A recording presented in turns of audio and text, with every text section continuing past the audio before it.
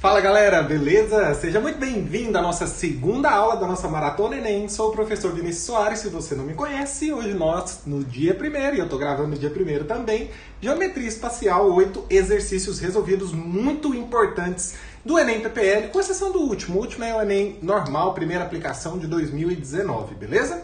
Então, se você pegou a minha primeira aula, você sabe que essa aula, apesar de ser gravada, ela é transmitida como se fosse ao vivo, não tem edição. O que ficar aqui gravado vai ficar lá no YouTube, aí, no caso, no YouTube que você está vendo agora. Pode ir comentando aí, deixando a sua dúvida, deixando o seu like, mandando pra galera, para que esse vídeo possa alcançar mais pessoas, beleza? Sem delongas, vamos lá.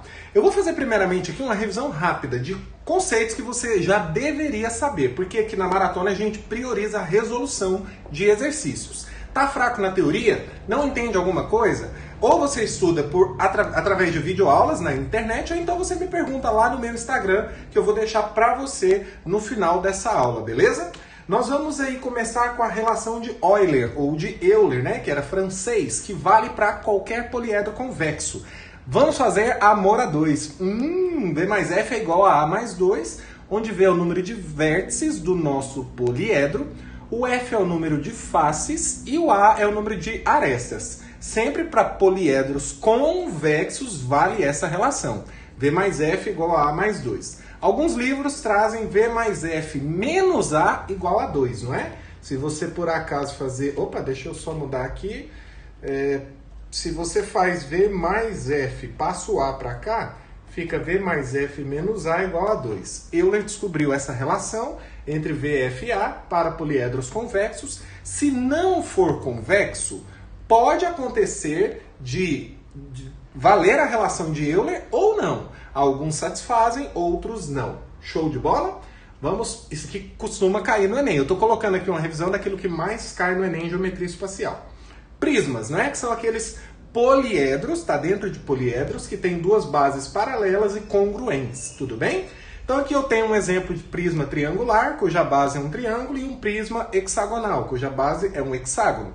Coisas importantes que você precisa saber. A área total, calcular a área de todas as faces desse prisma, certo? Tanto das bases quanto da superfície lateral, que são esses paralelogramos aqui. Nós temos duas bases, então é 2 vezes a área da base mais a área lateral. E o volume de prisma, pelo princípio de Cavalieri, é sempre a área da base vezes a altura. Só isso. Não tem como fazer uma fórmula específica para todos os prismas, específica que eu digo, porque o polígono da base vai variar. Se o polígono da base varia, obviamente a fórmula da área e do volume também vai variar. Um detalhe importante é que aqui, ó, eu desenhei, isso aqui foi eu que fiz, tá? Esses dois desenhos aqui, tudo eu. Esses prismas aqui que eu desenhei são exemplos de prismas retos, ou seja, as arestas laterais são perpendiculares à base, beleza? Se por acaso as arestas laterais não forem perpendiculares à base, forem oblíquas, inclinadas, aí o prisma é classificado como prisma oblíquo. Mas, em geral, os vestibulares trabalham mais com... O vestibular como o Enem, né? Vestibular não, o Enem trabalha muito mais com prismas retos, tá bom? Vestibulares um pouco mais tradicionais, um pouco mais exigentes, como o ITA, IME, geralmente, às vezes costuma trazer algumas questões de prismas oblíquos, beleza? Acho que é só isso que eu precisava falar aqui e revisar. Se tiver alguma coisa a mais para frente, eu volto aqui. Pirâmides também está dentro dos poliedros, não é? Nós temos apenas uma base e nós temos ali o nosso vértice principal, que é o vértice da pirâmide, certo? Ele é o vértice, nós temos todas as arestas laterais concorrendo lá para aquele vértice principal. Aqui nós temos dois exemplos, um de pirâmide de base quadrangular e outro de base hexagonal, certo? Outro detalhe também são pirâmides, o quê? Pirâmides retas. Poderíamos ter pirâmides oblíquas também. A área total é a área da base mais a área lateral, que no caso são triângulos. Nos prismas, a área lateral é formada somente por paralelogramos. Prismas retos, no caso, são retângulos. E nas pirâmides, nós temos aqui na superfície lateral somente triângulos, beleza? E aí nós temos a área da base mais a área lateral, só uma base, lembra disso, só uma base, diferenciando-se dos prismas. O volume da pirâmide é o mesmo que do prisma, só que dividido por 3. Então é a área da base vezes a altura dividido por 3. Só que o jeito mais fácil de simplificar as vezes na conta, de se escrever essa fórmula do volume, é 1/3 da área da base vezes a altura. É a mesma coisa, é a mesma fórmula, representa a mesma coisa, o cálculo que você for fazer numérica que vai dar igual, mas às vezes é mais vantajoso escrever assim, 1/3 vezes a área da base vezes a altura. Show de bola? Lembrando que esse vezes aqui, na verdade, ele nem precisaria aparecer. Ok, vamos seguir aqui na nossa revisãozinha básica. Cilindro é parecido com prisma, só que é um corpo redondo, não é poliedro, tá bom? Não é poliedro. Nós temos aqui a semelhança pelo fato de termos duas bases paralelas e congruentes, mas é só parecido.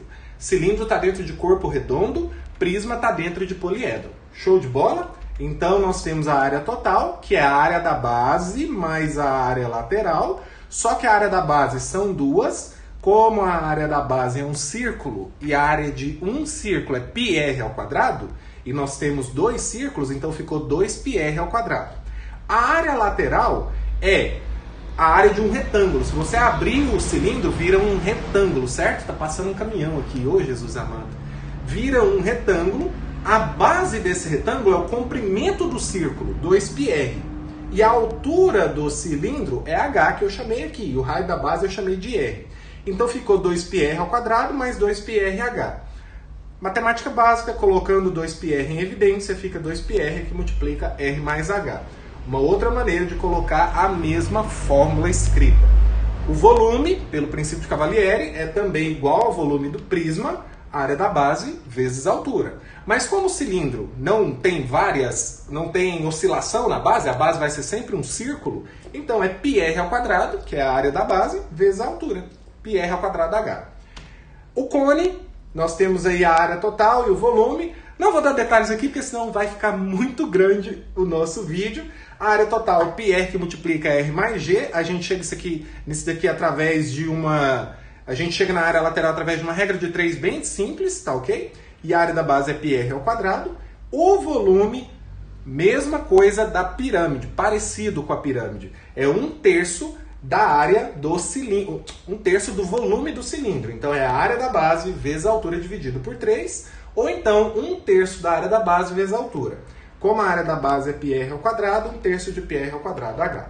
A esfera, uma fera que não é fera mais, esfera. A área total 4πr ao quadrado, volume 4/3 de πr ao cubo, tá bom? Show de bola? Paralelepípedo reto retângulo, eu vou mandar esse PDF aqui lá no nosso canal do Telegram, isso aqui, ó, esses meus slides podem virar um PDF, show de bola. Vou mandar juntamente com o link lá no meu canal do Telegram, que também vai estar na descrição desse vídeo aí. A área total você vai pegar cada face, não é? Cada face desse paralelepípedo aí, tanto da base, quanto da lateral, quanto da frente, multiplicar por 2, porque você tem a base, no caso aqui, inferior, que é igual à base superior, que é A vezes B a área. Você tem a parede lateral aqui, ó, que é A vezes C, mas você tem, B vezes C, mas você tem essa outra parede lateral aqui, que é B vezes C também. Então você tem 2 vezes BC. E por fim, você tem a frente e o fundo, que é A vezes C, ai meu Deus, igual às outras faces, você vai ter que multiplicar por 2 também. A gente deixa esse 2 em evidência para ficar um pouco melhor de fazer as contas. Então é 2 vezes a área do chão, mais 2 vezes AC, que é a área da frente, mais 2 vezes BC, que é essa área lateral aqui. Aí nós temos as 6 faces calculadas as áreas e nós temos aí a área total. O volume é a área da base vezes a altura, porque ele é um poliedro, ele é um prisma, só que no caso a base é um retângulo. Então fica A vezes B vezes a altura, que é C. O volume fica ABC. Comprimento vezes largura vezes altura. E a diagonal, por teorema de Pitágoras, a gente aplica 2 vezes e chega nessa fórmula. Raiz quadrada de A ao quadrado mais B ao quadrado mais C ao quadrado. Pelo amor de Deus, não cancela aqui. Senão eu vou te dar tanta bicuda, mas tanta bicuda, que você vai parar lá no Japão, de tanto levar bicuda. Temos aí também as fórmulas para o cubo, pacotinho bom para você levar para a prova. Entendendo essas fórmulas, melhor ainda, mas vamos seguir aqui para a gente ir direto para o conteúdo, mas antes disso uma dica. Professor, como é que eu vou saber que eu vou ter que dividir por 3 o volume? Ou se é só a área da base vezes a altura, ou é a área da base vezes a altura dividido por 3? É simples.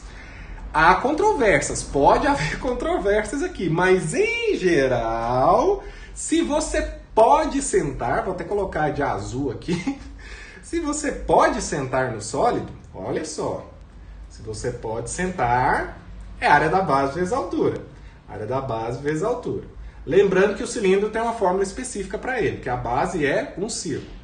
Agora, se você não pode sentar, se é que você me entende, por isso que eu falei que há controvérsias, se você não pode sentar, aí fica a área da base vezes a altura dividido por 3. Que eu coloco 1/3 de área da base vezes a altura. Então, pode sentar é só a área da base vezes a altura. Não pode sentar 1/3 da área da base vezes a altura. E aí, hein? Não posso falar nada aqui não, gente. É o geral, mas vai que tem, né? Questão 1, vamos começar? Olha o tamanho dessa questão, pelo amor de Deus. Essa daqui é PPL, tá? Somente a 8 aqui, ó, que nós temos que é do Enem Primeira Aplicação, da 1 a 7 é do PPL. Para decorar sua casa, uma pessoa comprou um vaso de vidro em forma de um paralelepípedo retangular. Deixa eu confirmar se tá gravando. Tá gravando. Beleza. Cujas medidas internas são 40 centímetros de comprimento, 35 de largura e 60 de altura. Em seguida, foi até uma floricultura e escolheu uma planta aquática para colocar nesse vaso. Segundo uma proposta do gerente do local, essa pessoa avaliou a possibilidade de enfeitar o vaso colocando uma certa quantidade de pedrinhas artificiais brancas de volume igual a 100 centímetros cúbicos cada, que ficarão totalmente imersas na água que será colocada no vaso. O gerente alertou que seria adequado, em função da planta escolhida, que metade do volume do vaso fosse preenchido com água e que, após as pedrinhas colocadas, a altura da água deveria ficar a 10 centímetros do topo do vaso, dando um razoável espaço para o crescimento da planta. A pessoa aceitou as sugestões apresentadas, adquirindo além da planta uma quantidade mínima de pedrinhas, satisfazendo as condições do gerente, as indicações do gerente. Nas condições apresentadas, qual que é a quantidade mínima de pedrinhas compradas? Pessoal, por que ele fala quantidade mínima de pedrinhas? Porque ele está falando assim, é a quantidade mínima até alcançar a altura de 10, faltando 10 centímetros para poder preencher o volume total desse vaso. Porque se ele compra um pouco mais do que isso, vai continuar enchendo o volume do que é isso? O vaso de vidro, né, na forma de paralelepípedo retangular, e ele pode passar de 10 centímetros. Ele pode, por exemplo, deixar faltando só 5 centímetros, faltando 4, mas ele quer a quantidade mínima para cumprir aquilo que foi indicado pelo gerente da loja. Então pensa aqui comigo, qual é a altura desse paralelepípedo? É 60 centímetros. Então você vai lá no dia da prova, você faz um desenho mais ou menos, tá? Eu vou fazer aqui como se estivesse lá na prova. Não vou usar a ferramenta de reta bonitinha aqui, porque eu não tenho isso lá, não vou ter régua lá. Então eu iria fazer um paralelepípedo mais ou menos, bem mais ou menos mesmo, só para entender a ideia. Geometria espacial é muito bom você desenhar. E aí eu tenho que o cara vai encher só até a metade. Mas se o cara vai encher só até a metade, significa, isso aqui é de água, né? Significa então que da metade para cima vai ser exatamente o que vai encher, vai fazer a água subir, serão as pedras. Subir até quanto, professor? Então se eu estou na metade, significa que essa altura minha aqui é de 30 centímetros. Beleza. Eu quero encher de pedrinha até ficar com a altura de 20 centímetros, concorda? Porque aí eu deixo livre os 10 centímetros para a planta crescer igual foi especificado pelo gerente da loja. Sacou a ideia? Então, eu não preciso calcular esse volume de água que está aqui embaixo. Eu só preciso calcular o volume que vai fazer, o volume de pedra que vai fazer com que a água suba daqui até aqui, ó. Ou seja, o volume de água que vai encher o paralelepípedo até uma altura de 20 centímetros. Essa é a nossa ideia. Agora, na verdade, eu não gostei de ter desenhado não, para você entender melhor. Isso aqui é o que eu faria se eu estivesse lá na prova, mas para você entender melhor, vou fazer um pouquinho mais bonito, certo? Nós temos aqui a nossa metade do paralelepípedo, que temos que encher somente até uma altura de 20 centímetros. Não esqueça disso, tá? Por que 20 centímetros, professor? Porque temos que ficar com um espaço livre lá, ó. Temos que ficar com 10 centímetros livre lá no topo do nosso aquário. Beleza, então vou calcular. Quanto que é a medida do comprimento? 40 centímetros de comprimento. Quanto que é a medida da largura? Opa, passei foi para frente. É 35 centímetros de largura. E eu, com a interpretação que eu tive do problema, vou ter que calcular o volume de pedrinhas que eu vou ter que colocar até subir a água até 20 centímetros de altura para ficar 10 centímetros livres. Então, o volume que nós vamos ter que ter de pedrinhas vai ser 40 vezes 35 vezes 20. Beleza. Isso vai dar, presta atenção, 4 vezes 35 é a mesma coisa que 2 vezes 70, que vai dar 140. 140 vezes 2 dá 280. Com mais 2 zeros, ficou 28 mil centímetros cúbicos. Cada pedrinha não tem 100 centímetros cúbicos de volume? Então significa que o número de pedrinhas vezes 100 centímetros cúbicos tem que ser igual a 28 mil centímetros cúbicos. Para descobrir o número de pedrinhas é só pegar o volume total e dividir pelo volume de cada pedrinha, que é 100. Posso dividir aqui por 100, o número de pedrinhas é igual a 280. E aí nós vamos lá no nosso gabarito, deixa eu pegar minha mãozinha aqui. Opa, letra B. Nós marcamos a letra B e já vamos direto conferir o gabarito que eu deixei aqui. Show de bola, letra B. Tô suando igual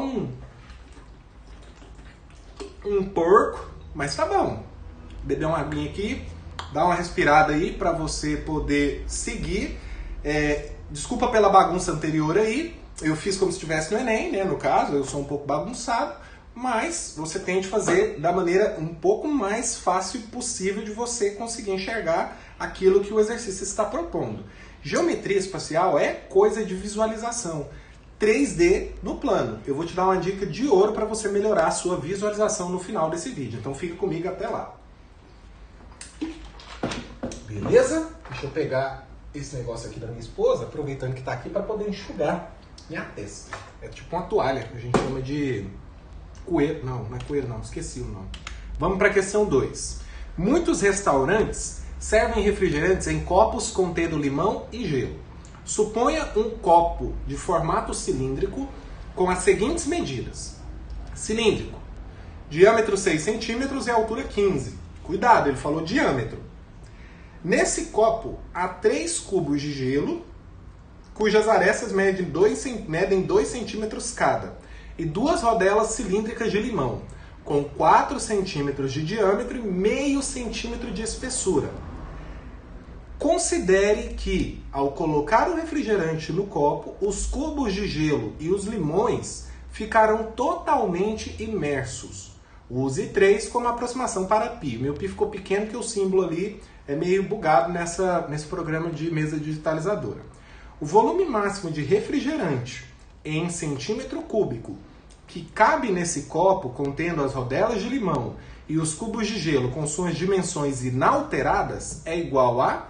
Então ele está querendo saber só o volume de refri. Você concorda que o volume de refrigerante é o volume total do nosso copo, menos o volume do gelo, menos o volume do limão? Não é isso? Ou então eu posso pegar o volume do gelo mais o volume de limão e tirar do volume total do copo. Só isso. É isso que ele quer. O volume só do refrigerante. Vamos lá então.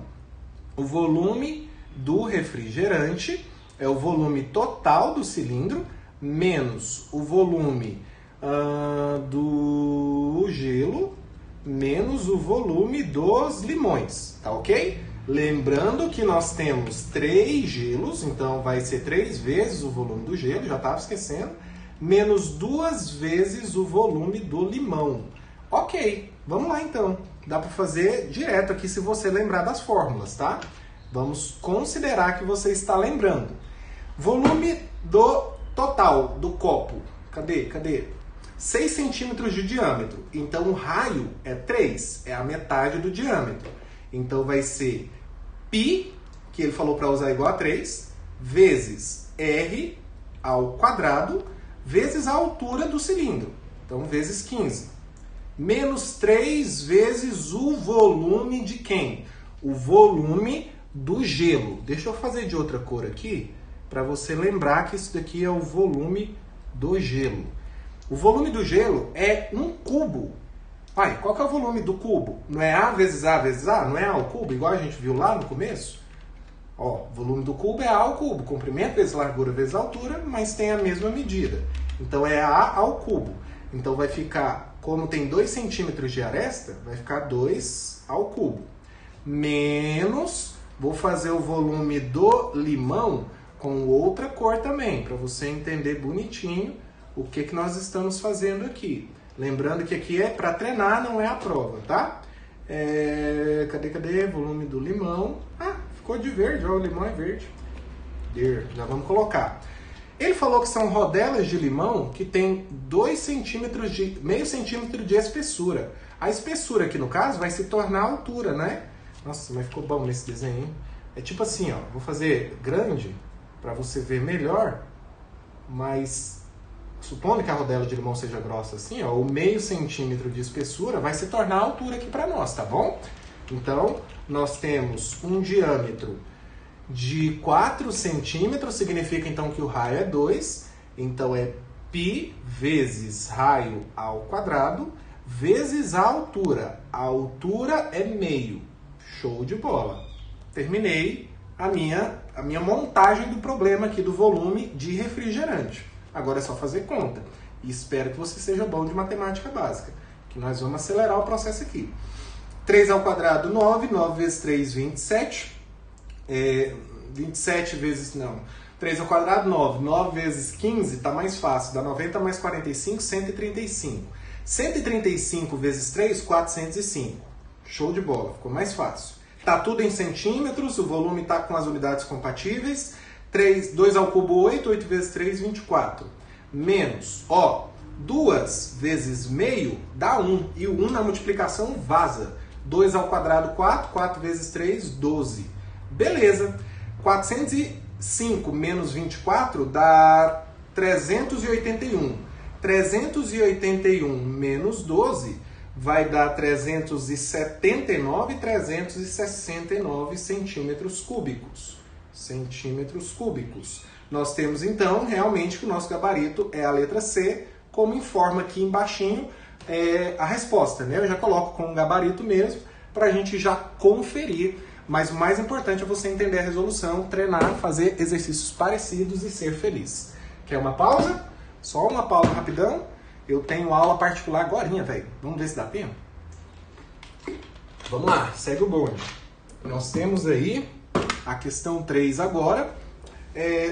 Historinha para boi dormir. Eu dou até uma dica para a galera que comece a treinar exercícios que dá para começar a ler pelo enunciado.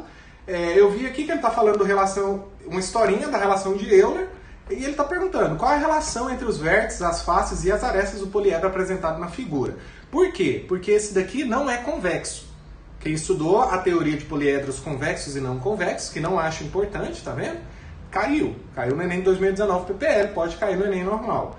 Ele quer saber qual que é a relação aqui. É V mais F igual a mais 2? Ou seja, vale a relação de Euler aqui? Vamos contar, não tem como. Qual que é o número de vértices que nós temos aqui?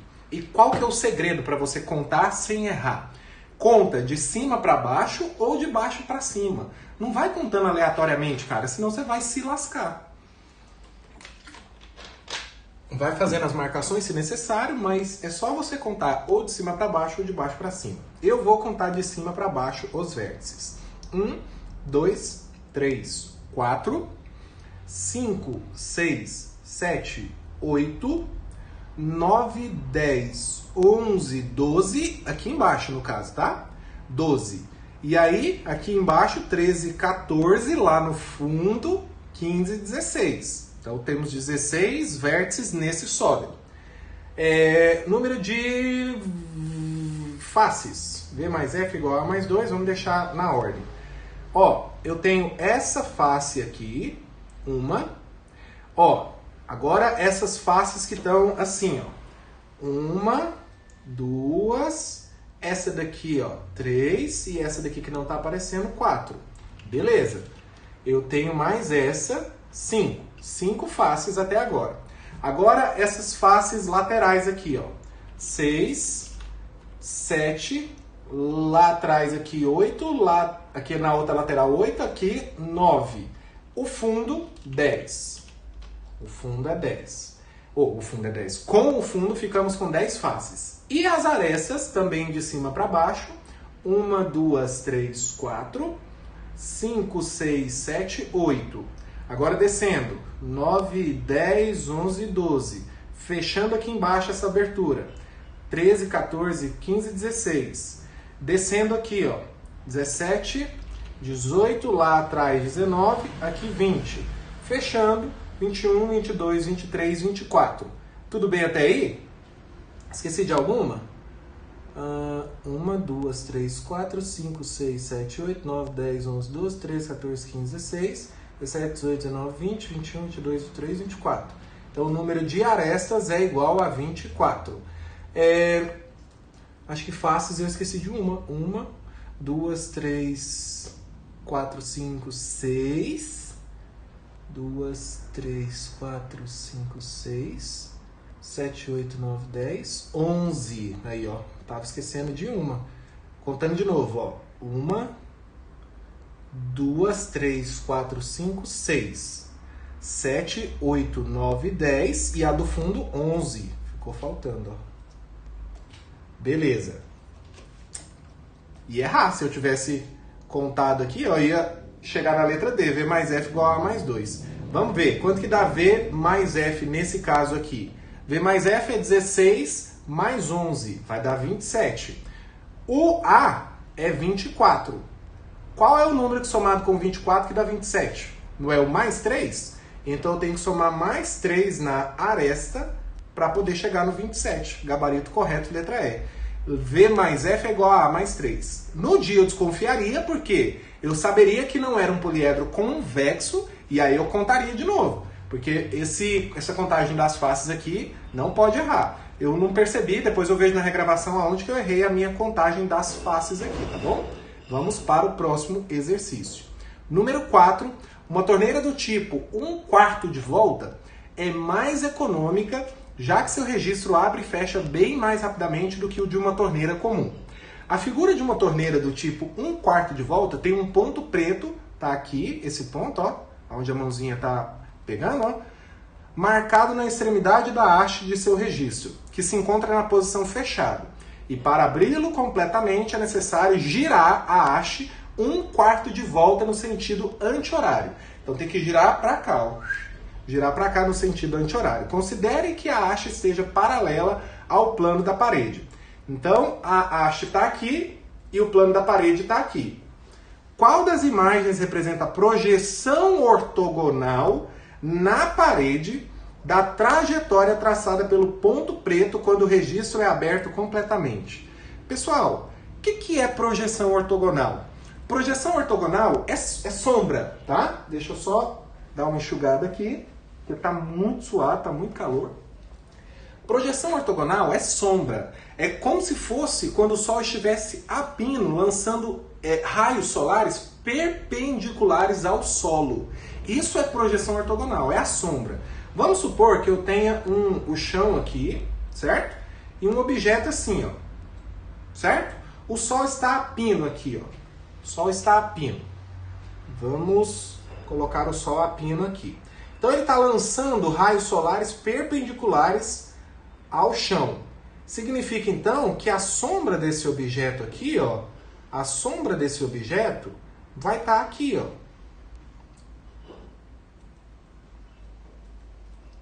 A sombra desse objeto vai estar aqui. Vou fazer de outra cor. Vai estar daqui a... Opa, deixa eu fazer com o segmento de reta. Vai estar daqui até aqui, ó. Esse segmento aqui, ó, é a projeção ortogonal desse objeto aqui, ó.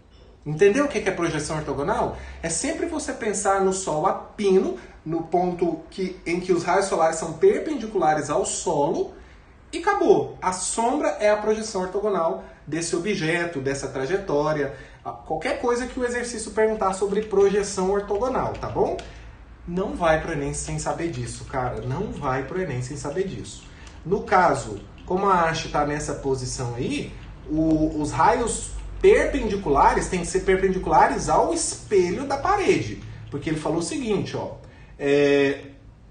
Qual das imagens representa a projeção ortogonal na parede? Porque tem uma projeção ortogonal na parede, mas tem uma projeção ortogonal que seria no chão. Não é no chão, é na parede. Certo? Senão você iria errar com certeza se você tomar outra parede, como se você tomasse o chão como referência, tá bom? Vamos lá então. Então a gente vem aqui, mais ou menos, né? Você pode fazer isso lá no dia da prova. Passa uma reta que seja ortogonal ao plano da parede, mais ou menos, tá? Não precisa ficar perfeito, não. Se eu vou girar isso daqui pra cá, ó, e ele vai formar para nós um pequeno arco de circunferência aqui, nós vamos ter essa trajetória, ó.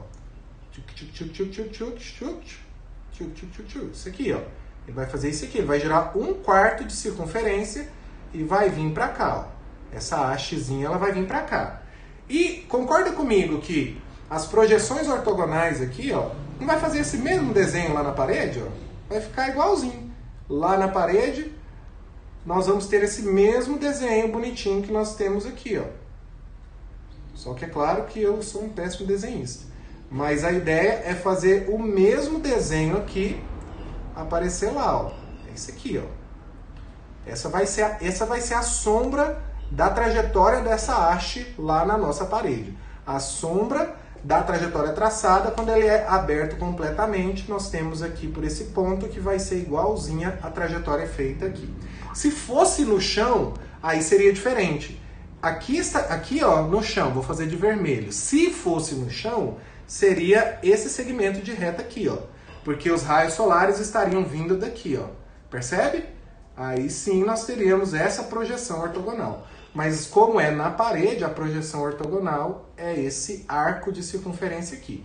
Eu sei que é 1/4 só de uma circunferência, porque ele falou no enunciado.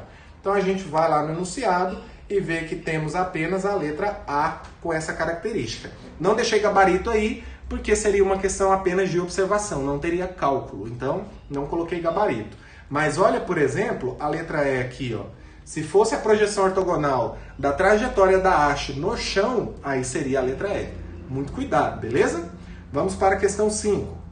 A figura mostra uma anticlepsidra, que é o sólido geométrico obtido ao se retirar 2 cones OPV de um cilindro equilátero cujas bases coincidem com as bases desse cilindro.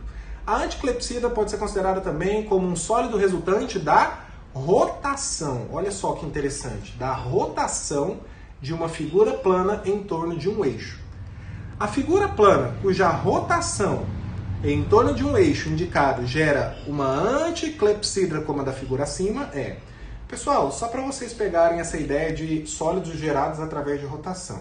Se eu pego um triângulo retângulo aqui, por exemplo, ó, em um eixo vertical, se eu girar em torno desse eixo, forma um cilindro, não forma? Você consegue visualizar isso? Se você pegar um triângulo retângulo aqui, ó, desse jeito, e girar em torno desse eixo, forma um cilindro. Um cilindro, ó, um cone, desculpa. Se eu falei cilindro antes, falei errado. Ele vai girar aqui, vai formar um conezinho. O eixo vertical acaba que se torna o eixo de simetria dele, né? Beleza. Se eu pego em torno desse eixo e coloco um retângulo aqui, ó. Se eu coloco um retângulo e gira em torno desse eixo, tanto faz o sentido, ele vai virar um cilindro. Aí sim nós temos o cilindro, ó.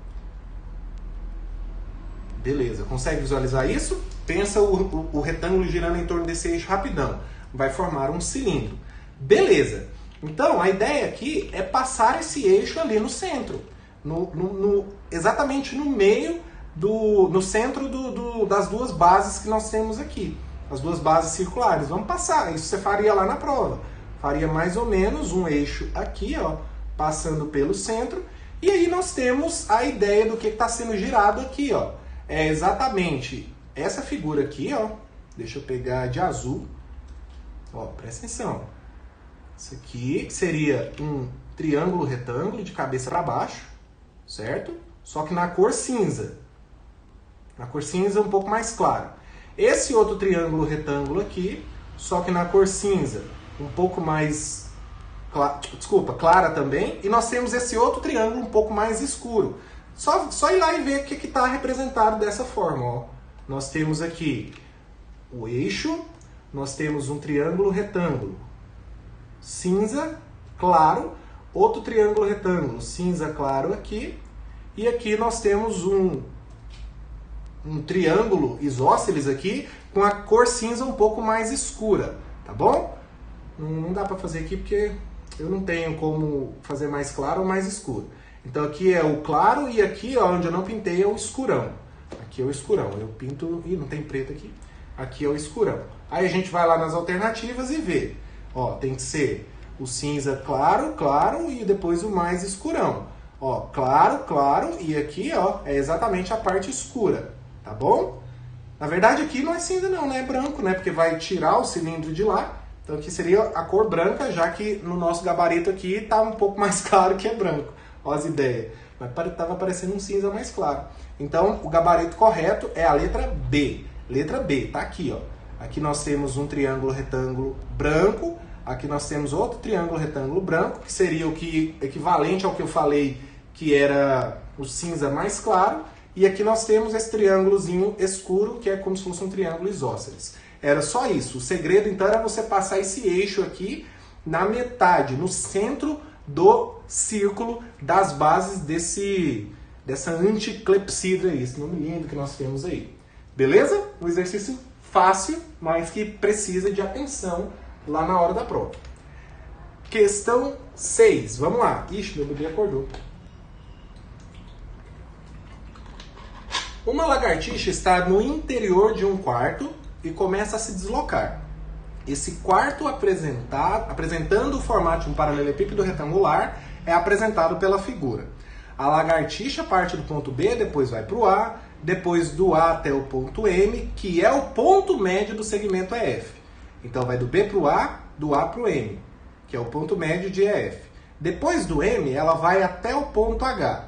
Considere que todos esses deslocamentos foram feitos pelo caminho de menor distância entre os respectivos pontos envolvidos. Quando ele fala o menor caminho, ele quer dizer que é um segmento de reta, tá? O menor caminho que une esses dois pontos é um segmento de reta, porque se for curvilíneo aqui, ó, já é maior do que o segmento de reta, beleza? Vamos subir aqui a projeção ortogonal. De novo, a projeção ortogonal desses deslocamentos no plano que contém o chão do quarto é dado por. Então a nossa referência agora é o chão. Projeção ortogonal no chão, raios solares batendo no chão. O deslocamento que a lagartixa faz no chão é a própria projeção, não é? Se eu estou no chão e eu tenho a lagartixa andando no chão, a sombra é o próprio deslocamento. Então a ideia é assim, ó. Vamos lá.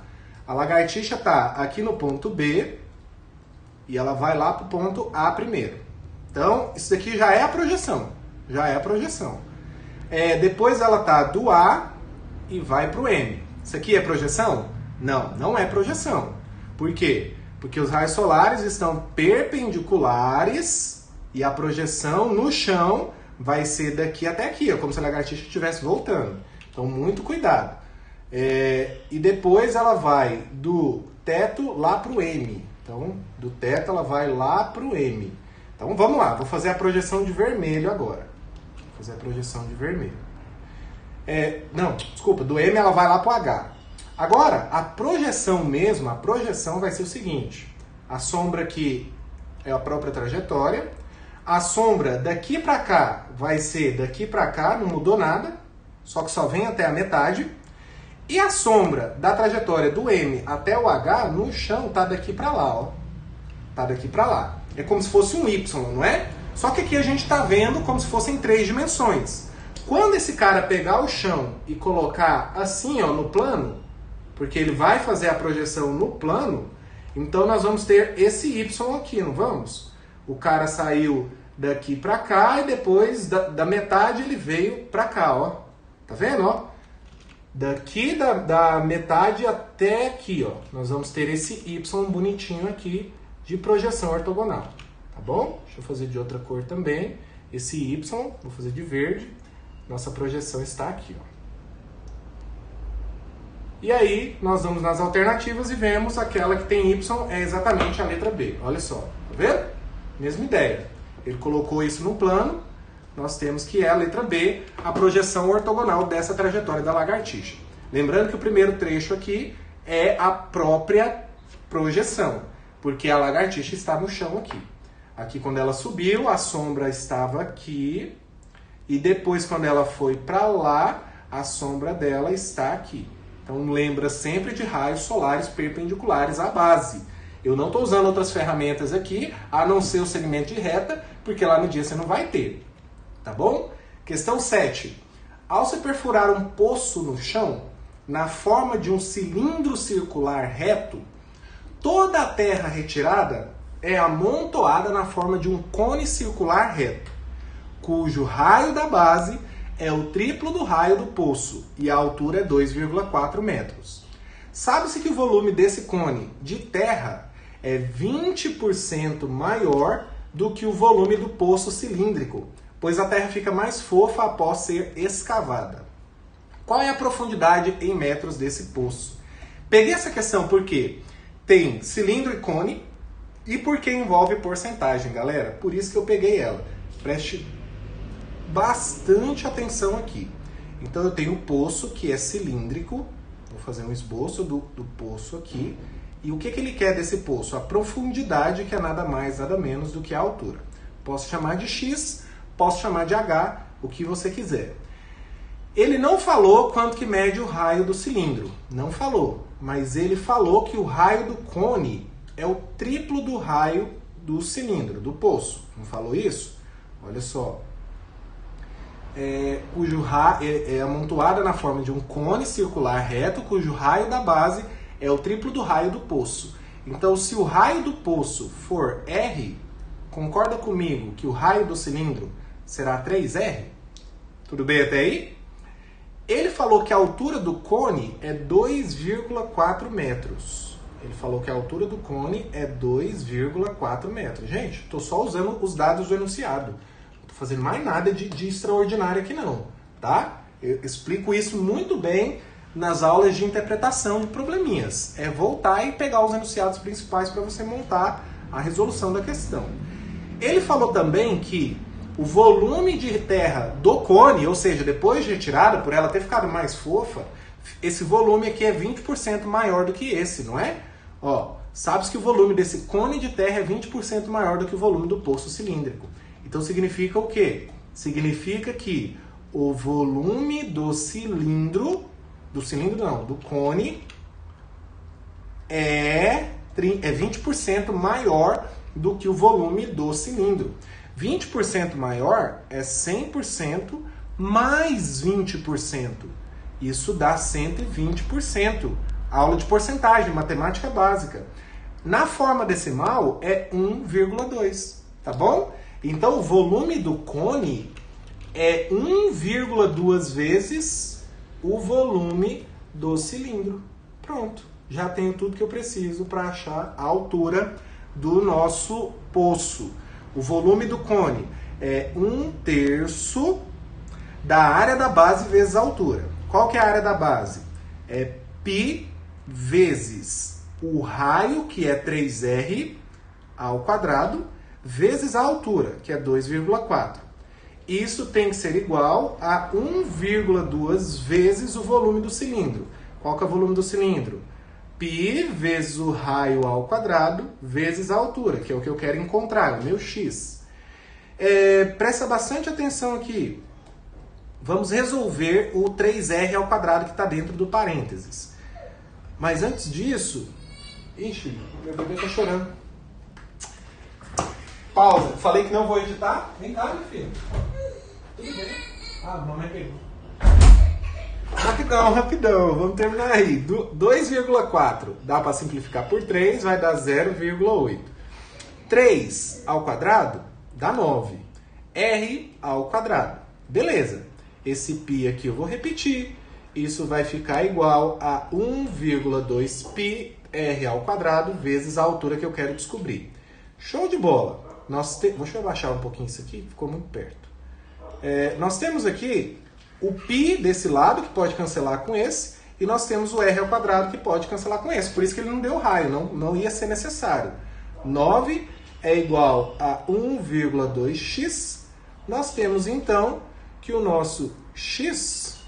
Opa, eu esqueci do 0,8 aqui, ó. Então é 0,8 vezes 9. Nossa, quase que eu erro. Então é 0,8 vezes 9 igual a 1,2x. 9 vezes 0,8 vai dar 7,2. E 7,2 dividido por 1,2 é a mesma coisa que 72 dividido por 12, que dá 6. 6 o quê? 6 centímetros. É centímetros, né? Não sei se era centímetros ou metros que estava lá. Não, centímetros não faz sentido. É poço ou jumento. Então vai ser 6 metros, gabarito correto, letra B de Bosque. Show! Essa questão muito bacana. Essa questão que eu esperaria mais de serem colocadas no Enem. Não aquelas coisas extraordinárias. Como é que eu falo? Exageradas, de contextos nada a ver. Uma equação gostosa de se fazer, simplificações boas. Vamos lá, que tá acabando, galera. Última questão, essa sim era do Enem 2019, primeira aplicação. Muito cuidado, muito cuidado. Por que eu escolhi ela? Escolhi ela porque envolve escala, tá? Mas é uma escala volumétrica e muita gente não sabe disso, não sabe, erra. Por quê? Porque é taioba. Vamos lá. Que já seria inútil para mim. Um condomínio está sendo lançado em um novo bairro de uma cidade. Na maquete projetada pela construtora em uma escala de 1 para 200, existe um reservatório de água com capacidade de 45 centímetros cúbicos. Então, na maquete, o volume do reservatório é de 45 centímetros cúbicos. Show!